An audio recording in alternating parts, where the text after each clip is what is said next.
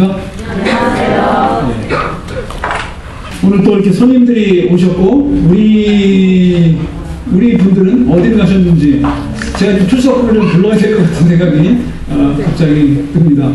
누가 빠졌는지 모르겠는데, 자리는 비어있는 것 같은 그런 느낌이 좀 드는데, 다행히 또 그 빈자리를 우리 여러 곳에서 오신, 국제적으로 미국에서 오시고, 필리핀에서 오시고, 또 먼 부평에서 오시고 오셔서 자리를 채워주셔서 참 감사합니다. 하나님께서 그 필요에 따라서 이렇게 적절하게 우리가 예배 드리는 일을 인도하시는 것 같은 생각을 하게 됐습니다. 오늘 말씀의 제목은 주님이 계신 가정을 주제로 하는데, 오늘은 예의 아버지라는 제목으로 말씀을 나누고 예의 아버지, Yes Father. 전국에 노인을 대상으로 498명의 노인을 대상으로 한 설문조사가 있습니다. 그 노인분들에게 설문조사를 해서 물어봤습니다.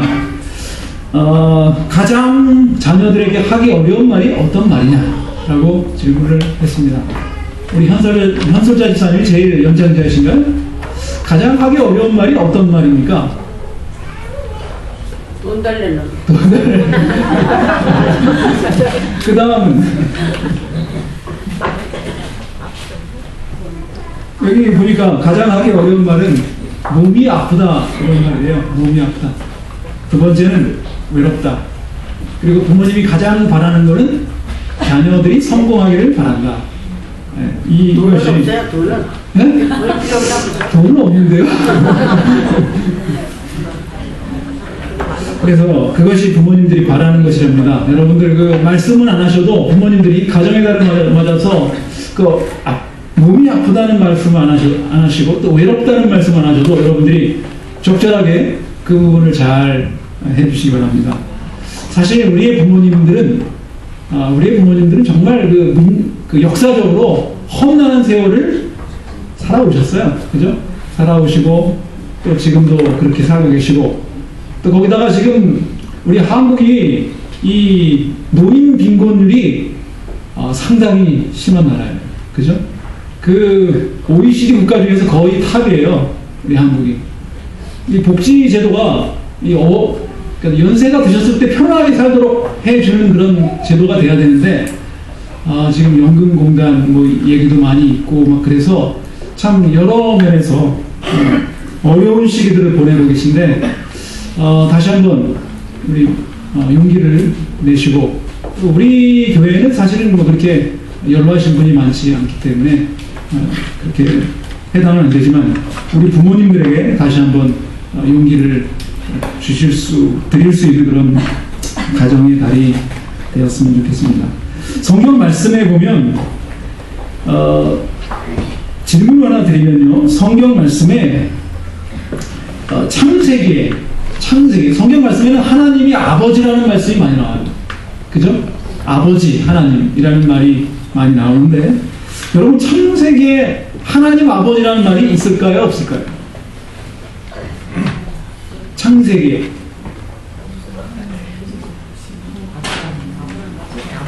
창세기에 하나님 아버지라는 말이 있을까요? 없을까요? 아버지 하나님, 하나님 아버지, 하나님을 아버지로 표현하는 것이 있을까요? 없을까요?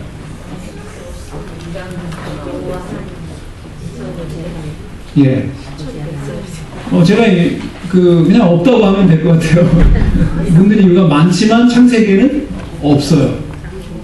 근데 직접적으로는 없지만 창세기 1장에 보면 하나님이 1장 27절에 보면 하나님이 자기 형상 곧 하나님의 형상대로 누구를 만들었어요? 사람을 남자와 여자를 창조하셨다고 그렇게 말씀하셨어요. 그러면서 이제 아담의 족보가 나와요. 아담의 족보를 살펴보면 창세기, 우리 성경 말씀을 좀 찾아보겠습니다. 오늘 파워포인트 준비하지 않았습니다. 제가 여기서 파워포인트를 준비하다가 안 하다 이렇게 하는 게 제일 좋은 것 같아요. 파워포인트만 보면 너무나 파워포인트만 의존하고 성경에 줄 긋는 일이 잘 안 하는 거. 그래서 반 정도는 좀 하고 반 정도는 안 하는 게 제가 내린 개인적인 결론이에요. 그래서 오늘은 없습니다. 그래서 창세기 5장에 있는 말씀을 좀 찾아보겠습니다. 창세기 5장 1절에 보면 여기 이렇게 말씀하셨습니다. 창세기 5장 1절 구약성경 6쪽입니다. 구약성경 6쪽. 여기 보면 아담의 자손의 계보가 이러합니다. 하나님이 사람을 창조하실 때 하나님의 형상대로 지으시되 남자와 여자를 창조하셨고 그들이 창조되던 날에 하나님이 그들에게 복을 주시고 그들의 이름을 뭐라고 했어요? 사람이라 일컬으셨다. 그들의 이름을 뭐라고 했어요? 사람. 이 사람이라는 히브리어를 하나 가르쳐드리면 이 사람이라는 히브리어가 아담. 한번 따라해 보십시오. 아담. 예, 여러분들이 히브리어 발음으로 사람이라는 발음을 하신 것입니다. 아담. 아담이라는 뜻이에요. 그 다음에 여기 앞에 보면 아담의 자손, 아담 자손의 계보가 이러한다. 1절에 보면 하나님이 사람을 창조하실 때 하나님의 형상대로 지으시되 누가 누구를 창조하셨다고요? 남자와 여자를 창조하셨다. 누구의 형상대로요? 하나님의 형상대로 남자와 여자를 창조하시고 그들에게 이름을 주셨는데 뭐라고 했다고요?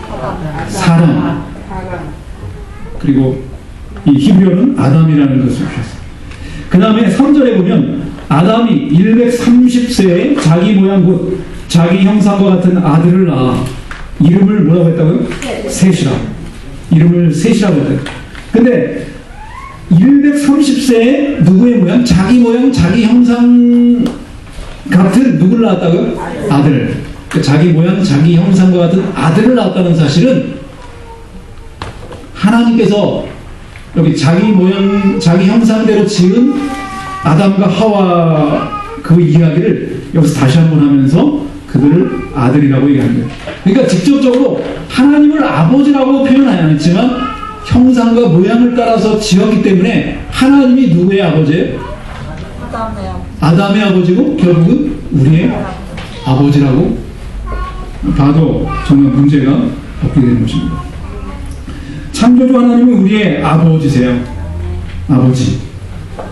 그러므로 우리가 하나님을 아버지로 섬길 수 있는 특권을 가지고 저희가 살아가는 것입니다.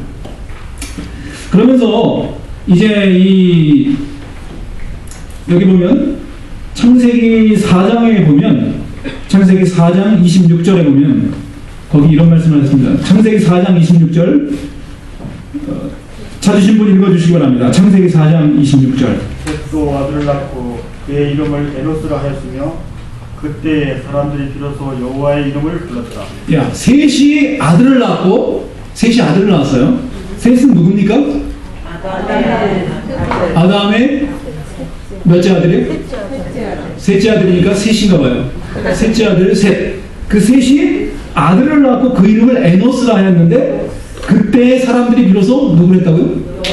여호와의 이름을 뭐 했다는 거예요? 불렀다. 여호와라는 이름을 불렀어요. 그게 시작됐는데 지금 히브리 그 유대 나라에는 이 여호와라는 이름을 함부로 부를 수가 없었어요. 하나님의 이름이 거룩하기 때문에 부르지 못해가지고 이 여호와라는 이름이 이 발음이 맞는지 틀린지도 모르는 발음을 가지고 지금 있어요. 근데 이 이름의 시작이 언제 시작됐냐면 셋도 아들을 낳고 그 이름을 에노스라 하였으며 그때 사람들이 비로소 여호와라는 이름을 불렀어요. 이 여호와라는 이름은 특별히 여러 가지 뜻이 있고 잘 모르겠다고 하기도 하고 지금 뭐 의견들이 분분한데 그냥 우리가 생각하는 것으로는 스스로 계신 분, 창조주 하나님 스스로 계신 분, 어느 누가 만들지도 않았고 스스로 계신 그 여호와라는 이름을 불렀고 이 여호와라는 이름을 창세기에 쓸 때는 어떤 때 쓰느냐면 하나님께 단을 쌓을 때 그리고 하나님께 예배할 때 이 여호와라는 이름을 불렀어요. 다시 말씀드리면 셋이 에노스를 낳고 비로소 사람들이 뭐란 거예요? 하나님께 여호와라는 이름을 드리고 진정한 예배를 드렸다 이렇게 얘기해도 괜찮아요. 왜 아들을 낳고 그랬을까요? 아들을 낳고 그렇게 예배를 드렸을까요? 그 다음에 또 하나 살펴볼 것은 여기 5장 창세기 5장에 보면 창세기 5장 21절 찾으신 분 좀 읽어주시면 감사하겠습니다.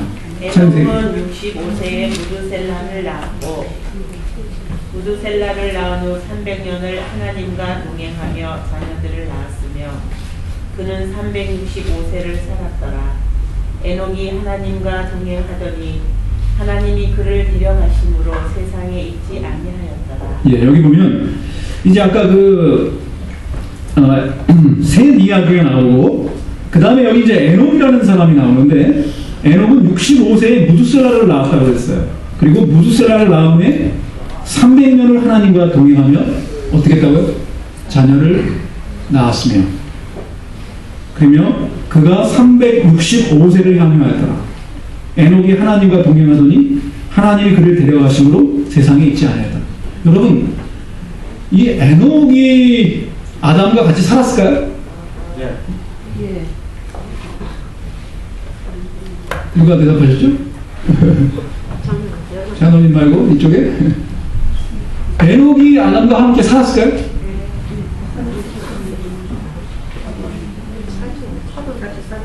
에녹이 아담이 에녹의 그랜드파더예요. 네?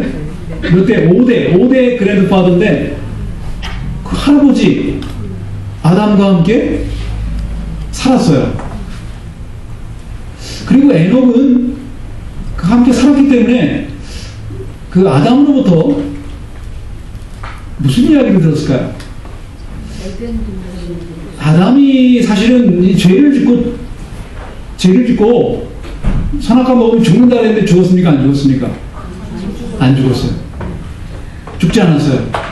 근데 아담이 살다 보니까 에휴, 차라리 내가 죽었어야 되는데 라는 그런 마음을 사는 동안 많이 가졌다. 왜 그랬을까요?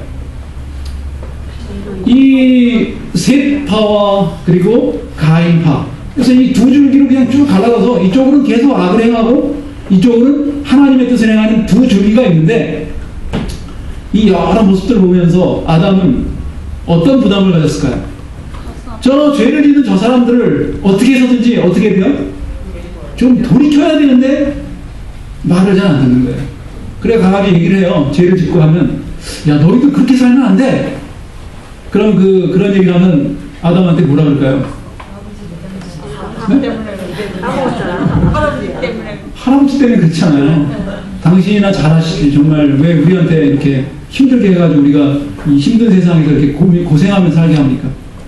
이런 형편에 살면서 아담이 몇 년을 살았어요? 930세. 지금 이 나이가 정말 성경을 처음 읽는 사람들 얘기 들어보면 이렇게 읽어보면 이게 도대체 말이 되는 나이인가라고 생각을 하는데 정말 그렇게 오랜 시간 동안 정말 고민 가운데 살다가 정말 안타깝게 갔습니다. 그런데 에녹은 다행스럽게 그 할아버지의 말을, 그 5대 할아버지 이야기를 잘 들었어요. 역사적으로 보면 최소한 한 300년은 같이 살았나 봐요. 아담이랑. 그러면서 뭘 봤을까요? 거기 가면 무슨 동산 있어요? 에덴 동산 있어요. 에덴 동산. 그 에덴 동산에 그 에덴 동산을 지키는, 문을 지키고 있는 천사도 그때 아마 지키고 있었을 거예요. 거기를 보면서 어떻게 하면 저기 다시 갈 수 있는지 에녹은 많은 생각을 했을 것입니다. 그리고 그 당시 사람들이 좀 똑똑했어요. 그죠? 체구도 지금으로 말하면 3m 정도 된다 그러고, 그리고 IQ도 우리보다 훨씬 더 뛰어났어요. 지금 뭐 IQ 좋은 사람들 150, 160. 그러나 그 당시의 사람들은 이 성경이 필요가 없어요. 그냥 줄줄줄줄 다 외워가지고 다 이렇게 가르쳐 줄 수 있는 그런 상황이었는데, 그 예수님의 그 원복음, 예수님이 오실 것에 대한 복음을 분명히 이해했어요. 그러면서 이 부조화 선지자에 보면 예수님이 오시는 장면도 보고 정말 많은 것들을 예수님과 하나님과 동행하면서 그 모든 것들을 다 알고 살아냈어요. 근데 그런 것보다 에녹에게 아주 의미 깊은 일이 있었는데, 에녹이 몇 살에 자녀를 낳았다고요? 몇 살에 낳았다고요? 65세. 정말 65세에 아이를 낳는다는 것은 지금으로 말하면 참 쉽지 않은 일인데 그 당시에는 뭐 그렇게 어려운 일은 아니었다. 65세에 첫 아이를 낳고 그 아이가 이름이 무드셀라잖아요. 그죠? 제일 오래 산 무드셀라를 낳고 드디어 뭐 했다는 것입니까? 하나님과 동행했다는 그런 말씀을 하고 있어요. 하나님께서 왜 이런 그 아이를 낳고 여기 보면 셋도 아이를 낳고 그리고 이 무드셀라 그 에녹도 아이를 낳고 좀 달라졌을까요? 제가 한 글을 읽으면서 참 많은 생각을 하게 됐습니다. 여러분 그 선천적으로 시각장애우들 있죠? 선천적 시각장애우. 선천적 시각장애우들은 꿈을 어떻게 꿀까요? 꿈을. 어떤 꿈을 꿀까요? 지금 한 번도 빛이라는 것을 보지 못했는데 한 번도 빛을 못 본 사람들은 밤에 꿈을 꾸면 어떤 꿈을 꿀까요? 네? 어떤 꿈을 꿀까요? 1번 정상인으로서의 삶을 사는 꿈을 꾼다. 2번 꿈에서도 깜깜하다.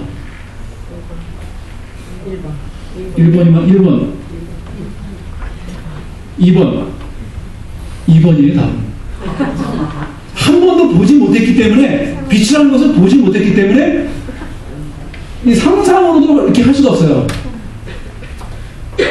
그러니까 꿈에서도 뭘 하고 있는 거예요? 그냥 깜깜한 데서 이렇게 헤매고 있는 그런 꿈을 꾼다는 것이에요. 저도 이 이야기를 듣고 깜짝 놀랐어요. 아니 어떻게 그럴 수가 있는가. 근데 그게 사실이 돼요. 그러나 이제 빛을 보았던 사람들, 그러니까 후천적으로 이 장애인, 시각장애가 된 분들은 좀 다른 상황이에요.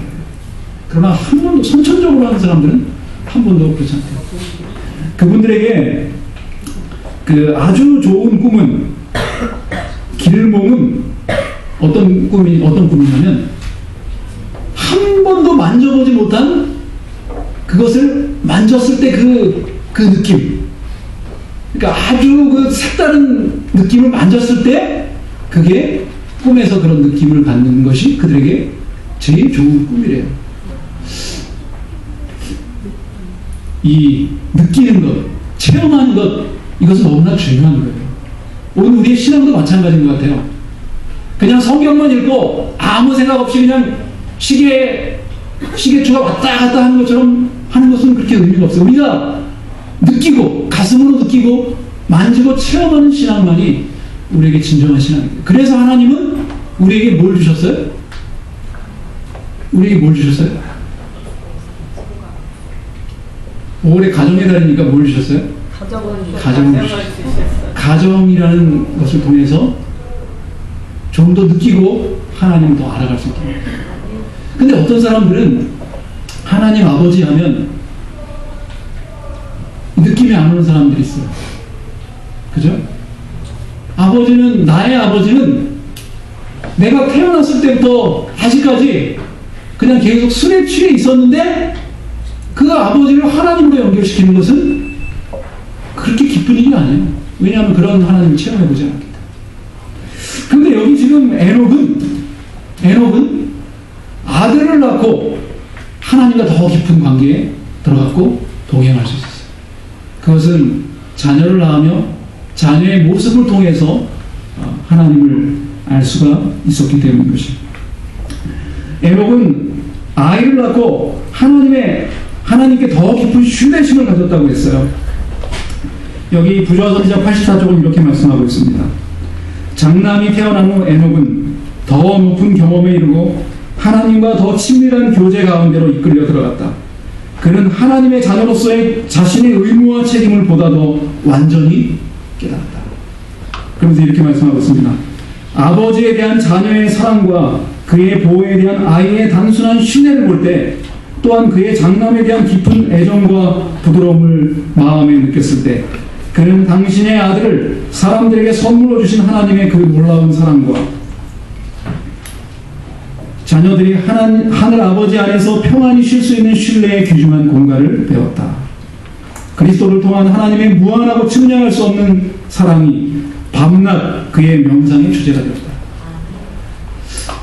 가만히 보니까 아이가, 이 무드셀라라는 아이가, 이 무드셀라가 이 정말 유명한 이 아이인데, 이 아이가 가만히 보니까 그 어리고 작지만 자신을 얼마나 의지하고 자신만을 바라보고 사는지에 대한 그 아이의 모습을 보면서 그는 하나님 아버지의 사랑도 깨달았고, 그리고 그 사랑을 깨달았을 뿐만 아니라 누구의 사랑도 깨달았냐면 예수 그리스도를 주시는 하나님의 그 놀라운 그 아버지의 사랑을 깊이 깨닫고 신뢰할 수 있게 되었다 그랬어요. 여러분들은 이 가족을 통해서 이런 깊은 그 체험들을 할 수 있는 그런 삶을 살고 계시죠? 그렇게 살고 계십니까? 네? 더 깊은 신앙의 단계로 나아갈 수 있는 그런 축복을 받고 계십니까? 뭐 대답이 이렇게 질문이 시원찮아서 그런지 대답이 시원치 않은 것 같습니다. 아니면 그 반대입니까? 아이를 낳아서 back to 에덴으로 돌아갈 마음을 더 많이 갖고 있는지, away from 에덴으로부터 점점 더 멀어지고 있는지 한번 좀 우리가 생각해 보았으면 좋겠습니다. 제가 학교 다닐 때 아이를 낳았어요.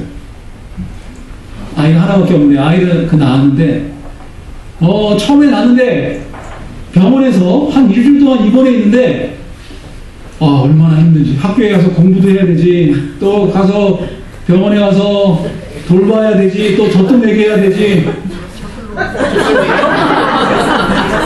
목사님이 먹여요? 제가 젖을 먹였어요. 그런 게 있습니다. 그래서 이거 정말 갑자기 너무 힘든 거예요. 제가 필리핀에서 그때 있었다가 잠깐 삼육대학에 와서 그때 공부를 하고 있었는데 한 달 정도 있을 생각을 하고 왔는데 아이를 갑자기 뭐 빨리 낳아가지고 그 일을 이제 막 하게 되는데 너무 힘든 거예요. 그래서 이렇게 한참 힘들었는데 저희 어머니가 전화를 하셨더라고요. 잘 어떻게 지내고 있냐? 그래서 제가 어머니한테 그런 원망을 했어요. 아니 난 장가 안 간다 그랬는데 왜 빨리 장가를 보내가지고 정말 이렇게 힘들게 만드냐고. 졸업하고 장가 가려고 했는데 그때 장가 갔으면 가기가 참 힘들었을 텐데 지금 보면 참 잘된 일이지만 그렇게 원망을 했던 적이 있어요. 여러분들 자녀들이 여러분들을 하늘로부터 멀어지게 하고 있습니까? 결코 아니죠. 그죠? 결코 아니죠. 하나님이 누구신지, 또 하나님이 어떤 분이신지 더 깊이 알 수 있게 하나님께서 우리에게 자녀를 주셨고, 또 가정을 주셔서 우리가 그렇게 살아가도록 하는 것입니다. 하나님과 에녹은 동행했어요. 그죠? 하나님과 에녹은 동행했다는 것이 아주 깊은 교제하게 들어갔어요. 에녹이 첫 번째 사람이에요. 어떤 걸로 첫 번째 사람이죠?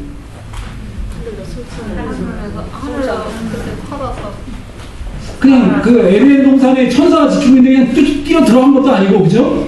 뛰어 들어간 것도 아니에요. 천사가 지키니까 뛰어 들어가면 그거 불가능할 거예요.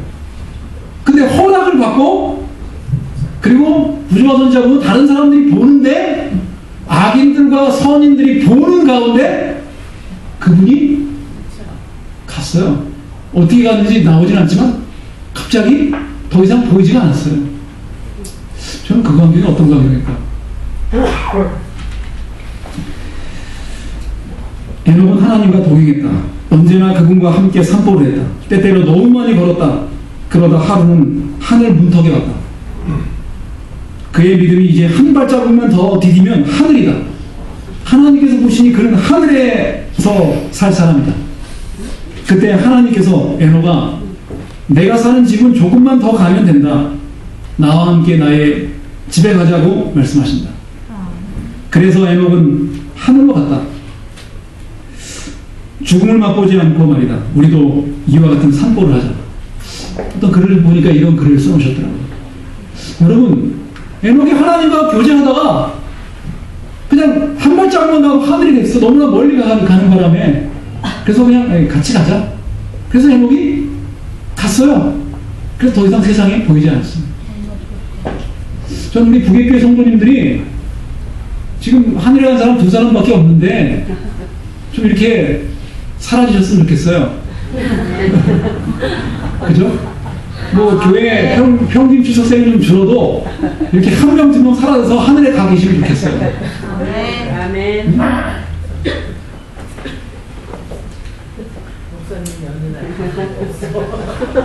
제가 가거들면 하늘에 안 가고 실종되는지 아시고 북의 경찰서에다 북의 파출소에다가 신고를 해주시기 바랍니다. 정말 이렇게 하늘에 가면 얼마나 좋을까요? 그죠? 에녹이 그런 사람이었어요. 근데 그 덕이 어떻게 되냐면 그 아이를 보면서 하나님과 점점 가까워졌어요. 아이를 보니까 그냥 전에 체험 못하던 그런 동행이 아니라 진짜 체험적인 동행을 하면서 이 아이가 나를 신뢰하는 그 모습을 보면서 그렇게 됐어요.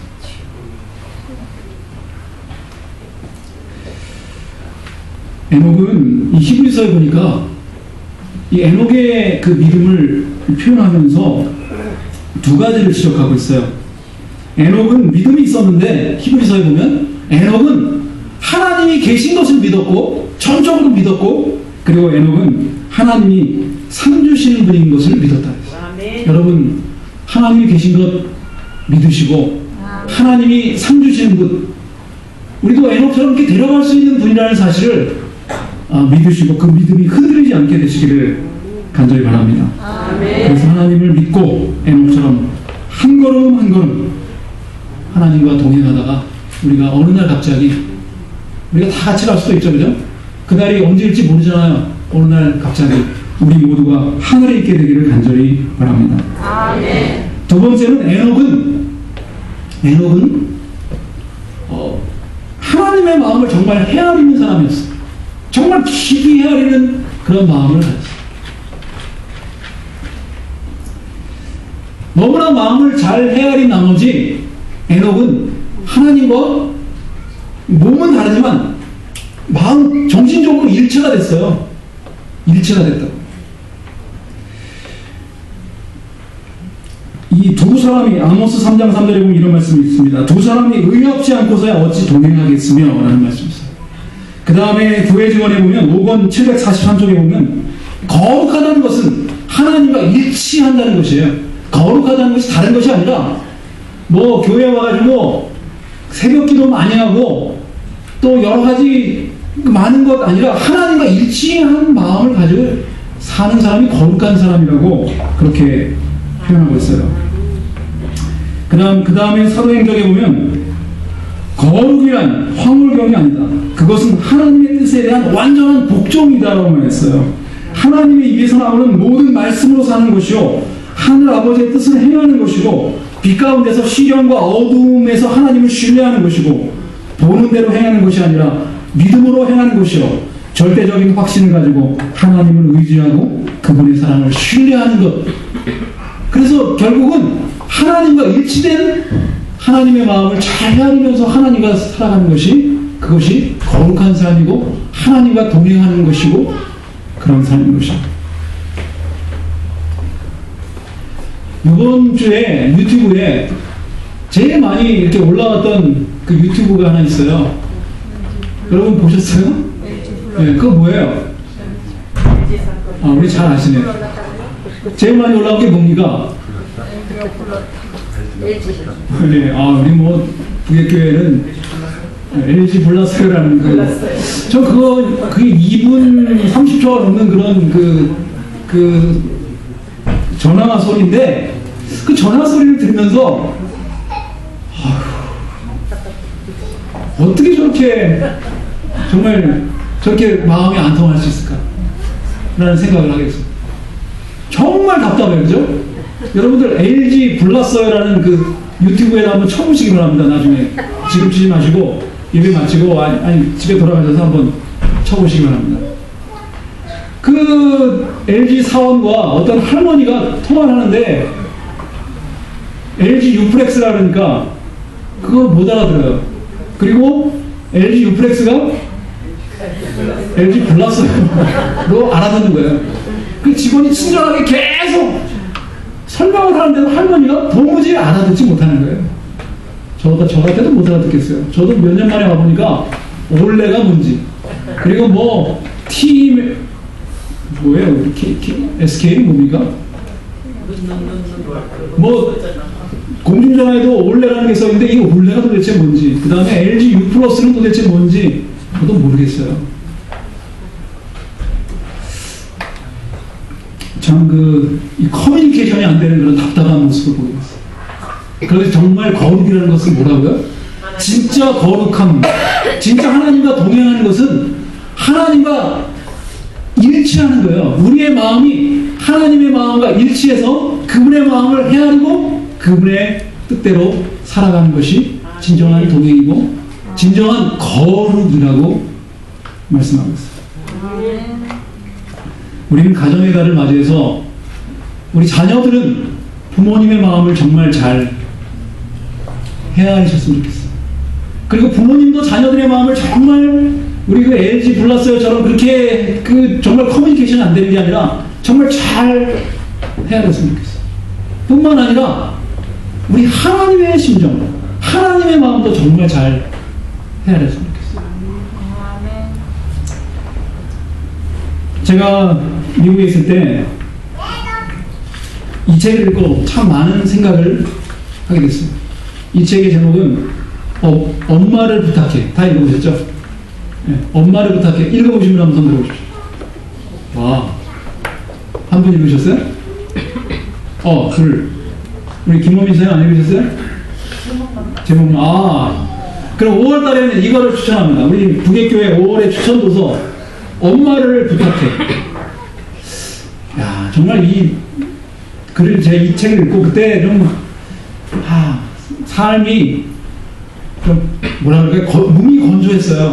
정말 미국의 날씨처럼 몸이 건조했는데 이 글을 읽고 이 책을 읽고 제 마음속에 와 정말 좋은 책이구나라는 생각을 하게 됐어요.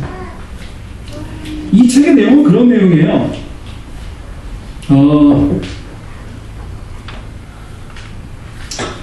생일상을 받으러 서울에 갔어요. 노모가. 근데 그 노모가 갑자기 실종됐어요. 아버지랑 같이 가시는데 아버지가 엄마를 그냥 뒤에다 두고 지하철을 탔어요. 탔는 줄 알고 서울역에서 탔는데 엄마가 안 탄 거예요. 그리고 엄마가 치매기가 있어서 더 이상 자녀들을 못 찾아가는 이야기. 그러면서 이렇게 얘기합니다. 가족들은 엄마를 잃어버리기 이전에 이미 엄마를 거의 잊고 있었다. 그러니까 엄마를 잃어버렸지만 그냥 잊고 있었다는 겁니다. 그리고 그들은 엄마의 실종을 계기로 일타와 잊다가 같은 말이었음을 뼈아프게 깨달았다. 엄마를 한 번도 그려가진 인간의 존엄 위에 대하고 생각한 적이 없다는 지경으로 몰아간다. 평생을 가족에 대한 헌신과 배려에 고단한 노동으로 채워온 엄마를 하면서 이 자녀들이 그리고 아버지가 그 엄마에 대한 회고를 하는 거예요. 엄마를 잃어버렸는데 엄마의 생년월일도 잘 아는 사람이 없어요. 전단지를 만들어야 되는데 뭐 없어가지고 우왕좌왕하고 엄마를 얼마짜리 이거 현상 찾아준 분들에게 보상을 해야 될지에 대해서 이렇게 이야기하는 것입니다. 책은 이렇게 시작합니다. 엄마를 잃어버린 지 일주일째다. 이름은 박소녀. 생년월일은 1938년 7월 24일. 용모는 흰머리가 많이 섞인 짧은 파마, 광대뼈 튀어나온 하늘색 셔츠에 흰 자켓, 베이지색 주름 치마를 입었습니다. 잃어버린 장소 지하철 서울역. 그래서 한 아들이 이제 회고를 하는 내용이 나오고 그 다음에 큰딸이 회고를 하고 작은 딸이 회고를 하고 아버지가 회고를 해요.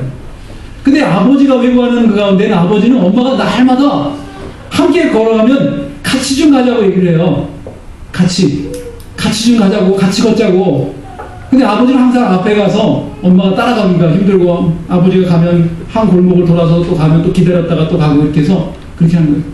근데 평생 아버지는 엄마가 그 뒤에 따라오면서 잃어버리지 않고 그렇게 살 줄 알았는데 지하철에서 한 2발 앞섰는데 그 2발 앞선 그것이 그 아내를 영원히 이제 잃어버리게 된 그런 순간인 것을 깨닫지 못했다고 하면서 그 어머니에 대한 그 아내에 대한 회고를 하는 것입니다.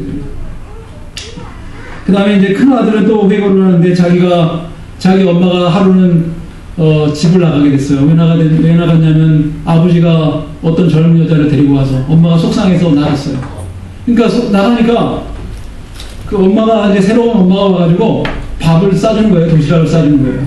도시락을 싸주니까 학교 갈 때 도시락을 항상 가져가지 않고 그냥 도시락을 뒤에다 두고 가고 했는데 동생들은 잘 모르니까 도시락을 열심히 싸가는 거예요. 그래서 학교 가다가 땅에다 땅을 파고 그 도시락을 그 땅에다 다 묻으라고 해요.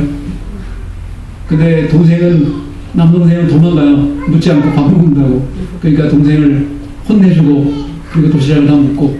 그런데 엄마가 또 그 도시락을 다 묻었더니 또 보온 도시락을 사가지고 그 새엄마가 또 이제 하는 거예요. 그러다 갑자기 엄마가 나타나요. 왜 나타났냐면 학교로 와가지고 뒷동산에 데리고 와요. 그러더니 너 왜 밥을 안 먹냐? 엄마가 집에 들어와야 밥 먹는다. 그래서 그냥 계속 회초리를 맞다가 결국은 엄마가 밥 먹는다는 소리를 했을 때 엄마가 이제 결국은 더 이상 때리지 않고 그리고 이제 그 아들이 얘기해요. 내가 엄마 원하는 거 다 해줄게. 뭐 닭 잡아달라면 닭도 잡아주고 쥐 잡아달라면 쥐도 잡고 힘든 일 다 할 테니까 제발 집에만 좀 들어오라고. 그랬더니 들어갈 수 없다래. 그랬더니 그 아들이 그런 얘기를 해요. 엄마, 내가 훌륭한 사람이 될 테니까 집에 들어오라. 그래서 너가 무슨 사람이 될 건데? 어떤 사람이 될 건데? 그랬더니 내가 검사가 되겠다 그래요. 내가 검사가 될 테니까 집에 제발 좀 들어오라고. 그랬더니 검사란 말이 엄마가 검사?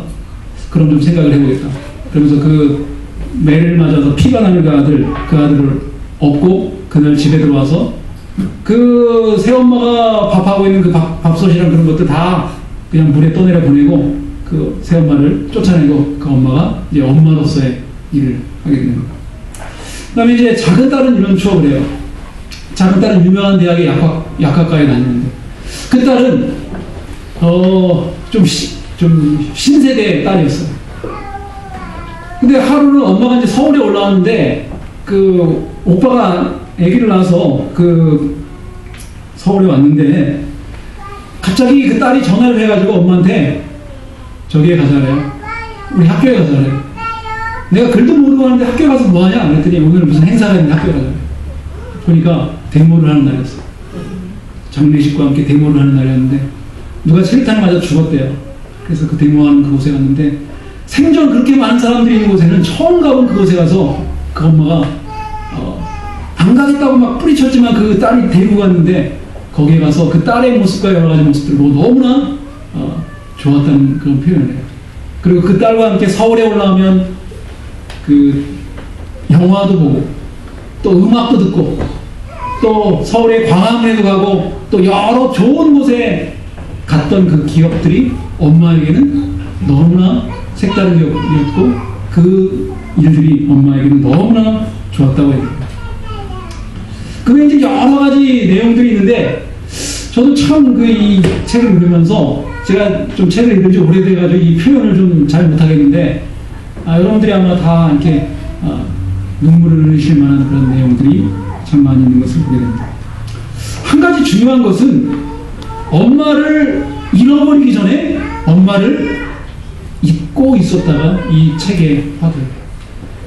여러분 우리는 익숙한 것은 그냥 익숙하기 때문에 그냥 그대로 있을 줄 알아요.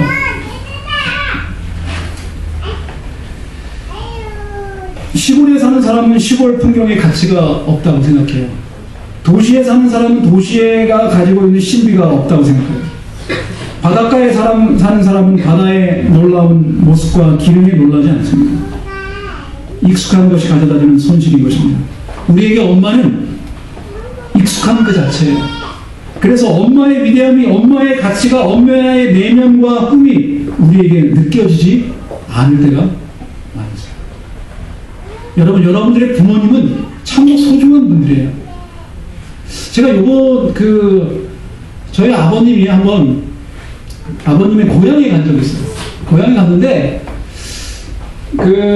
저희 아버님의 고향은 들어갈 수 없는 곳이에요. 이 DMZ 안에 있어요. 거기서 이제 피난을 오신 거죠, 전쟁이 나서. 거기에 땅도 있고 그런데 피난을 나왔어요.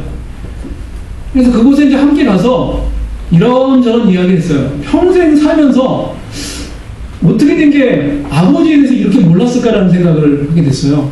아버지가 어떻게 피난을 가셨다가 다시 우리가 살고 있는, 제가 평생 산 그곳에 정착을 하셨는지 한 번도 여쭤본 적이 없어요. 참 무심도하다고 제가 여쭤봤어요. 이런저런 이야기를 하면서 고생한 이야기를 저에게 들려주셨어요. 그러다가 이제 아버지가 한번 가보고 싶다는 철만은 달리고 싶다. 그 역에 이렇게 같이 가자 그래요. 그래서 같이 가더니 역을 보더니 참 아주 좋아하시더라고요. 좋아하시면서 이렇게 지나가다가 거기에 뭘 팔았냐면 아이스크림 가게가 있었어요. 저는 제 기억에 저희 아버지가 저에게 아이스크림을 사준 적이 한 번도 없는 것 같아요. 아마 저희 아버님은 찬 것을 싫어하세요. 호흡기가 안 좋으시니까 찬 거를 전혀 안 드세요. 그리고 또 건강기별도 들어가지고 또 건강에 해로운 것들 또 안 드시려고 그러세요. 근데 한 번도 사주신 적이 없는데 저희 아버지가 선뜻 그러시더라고요. 야, 너 아이스크림 먹을래? 그렇게 말씀하신 그 말씀 듣고 제가 참 아버지가 이 생각을 참 많이 하시는구나 하는 그 사실을 알게 됐어요. 저희 아이가 어렸을 때 제가 개척교회에서 목회를 할 때 저희 아이도 그랬어요. 저희 아이도 아이스크림을 먹으면 안 되는 거, 아이스크림을 이제 안 사줬어요. 근데 교회에 이제 침례를 받고 구도자들이 오면 아이를 싹 데리고 와가지고 그 가게 앞에 교회 앞에 아이스크림을 이렇게 딱 사주는 거예요. 근데 그렇게 하면 안 된다고 이제 얘기를 했는데 어느 날 갑자기 제가 이렇게 화장실 옆을 이렇게 봤는데, 창 옆을 이렇게 봤는데 한 3살쯤 됐나요? 3살쯤 된 아이가 그 화장실 옆에 숨어가지고 아이스크림을 뜯어서 그 맛있게 먹는 그 모습을 보면서 참 많은 생각을 했어요. 이번에 그 아버지가 아이스크림 사줄까? 됐다고 했어요. 아이스크림 뭐 지금 먹고 싶지 않고 이제 그렇게 해서 이제 안 먹었는데 이 두 가지가 이렇게 딱 오버랩이 됐어요. 아버지가 정말 많이 자세를 낮추셨구나, 나에게 낮추셨구나 라는 생각을 하게 됐어요. 저는 오늘 말씀을 정리하면서 우리는 정말 익숙한 것들이 너무나 많이 있어요. 근데 너무나 익숙하기 때문에 그것을 잊고 지내는 것들이 너무나 많다는 것입니다. 우리의 부모님 정말 소중한 분들이시죠. 그죠? 우리의 하나님 참으로 소중한 분들이죠. 에녹은 그 하나님의 마음을 잘 헤아렸어요. 하나님과 일체가 됐어요. 거룩함으로 일체가 됐어요. 여러분들이 하나님과 일체가 된 느낌이 안 드실 때 여러분들은 거룩에서 멀어졌다고 그렇게 여기시면 돼요. 하나님과 하나가 될 때 우리는 거룩함을 경험하게 될 수 있는 것입니다. 이삭은 아버지의 마음을 잘 헤아렸어요. 저는 부조화 선지자에 표현된 그 이삭의 행동을 통해서 참 많은 생각을 하게 됩니다. 아버지가 잠도 못 자고 고민 끝에 이삭을 제단에 눕힙니다. 근데 그 장성한 이삭이 어떻게 그 아버지의 마음을 헤아려요? 그 장성한 이삭이 어떻게 아버지의 마음을 헤아립니까? 그 표현을 이렇게 하고 있는 것을 제가 보면서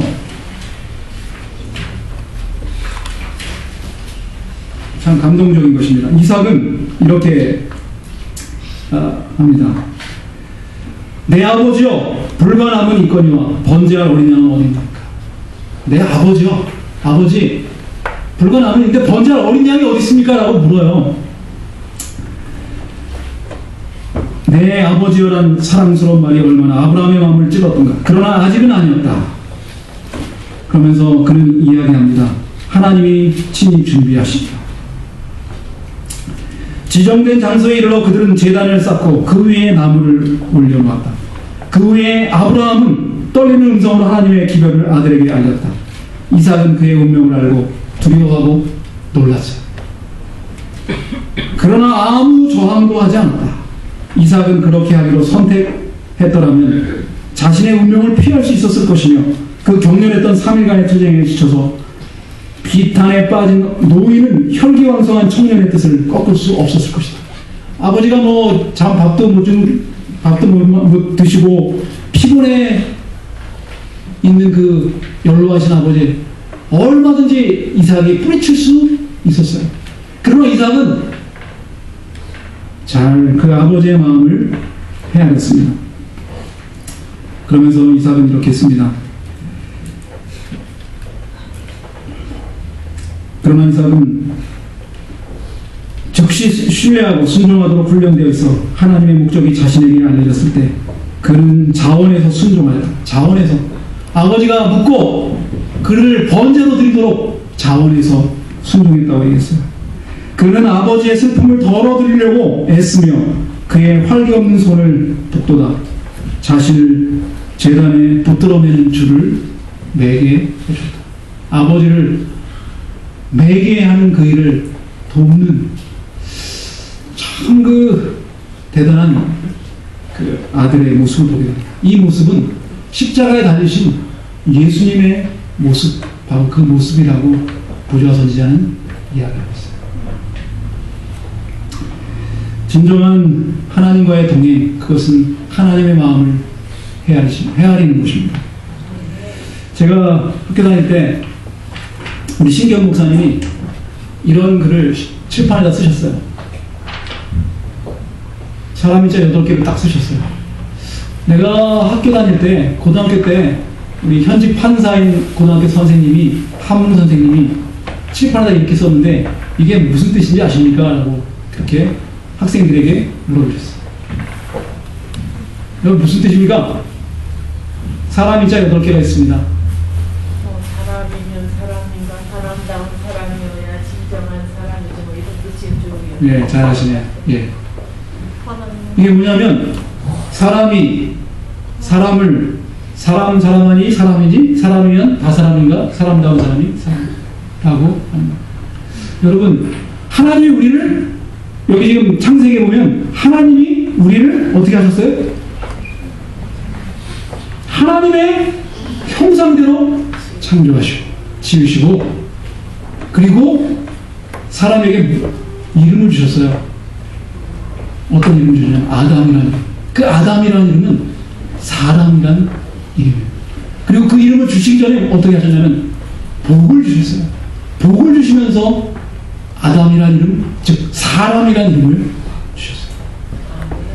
여러분, 진정한 그리스도인은 우리가 하나님으로부터 하나님의 형상으로 창조됐다는 사실, 그리고 하나님께서 우리를 창조하시기 전에 복을 주시고 지금도 복 가운데 살게 하시다가 영생인 하늘을 가게 하신다는 이 사실, 그 가운데는 십자가의 기별이 있다는 사실, 십자가의 복음이 있다는 사실, 그 사실을 믿고 사는 사람이 여기 사람이라는 이름을 주신 하나님의 참뜻을 따르는 사람인 것입니다. 오늘 우리 모두가 오늘 에녹의 이야기처럼 진정한 거룩, 그것은 하나님과 하나 되는 삶, 또 진정한 거룩은 어린아이와 같이 하나님을 신뢰하는 삶임을 기억하시고 에녹과 같은 삶을 사는 여러분의 제자들이 가면서 말씀 마치겠습니다.